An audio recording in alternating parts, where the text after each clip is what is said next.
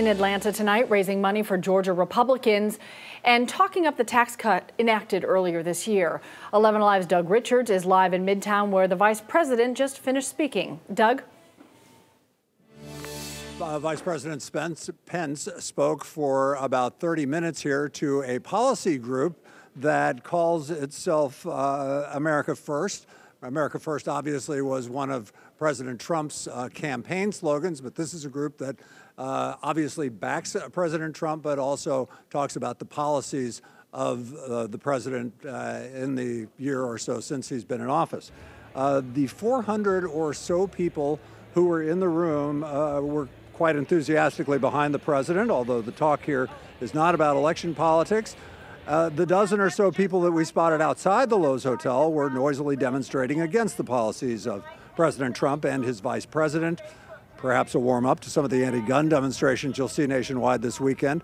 The talk inside was about tax reform, and we talked with Congressman Rob Woodall about the tax package's impact on the national debt.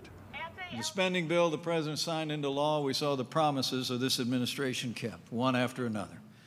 As the president made clear, under this bill, the government, unfortunately, is still too big. It still spends too much. And the bill wasn't perfect, but y'all deserve to know it is chock full of examples of how this president fought to keep the promises that he made to the people of Georgia and to the American people. Thank you.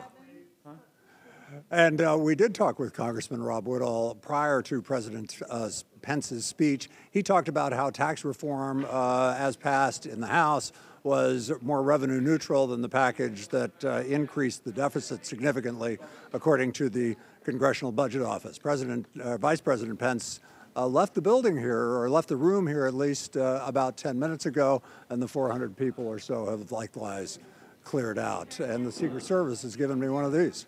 Back to you. Okay, I guess when the Secret Service says you have to clear out, you have to go. Thank you, Doug.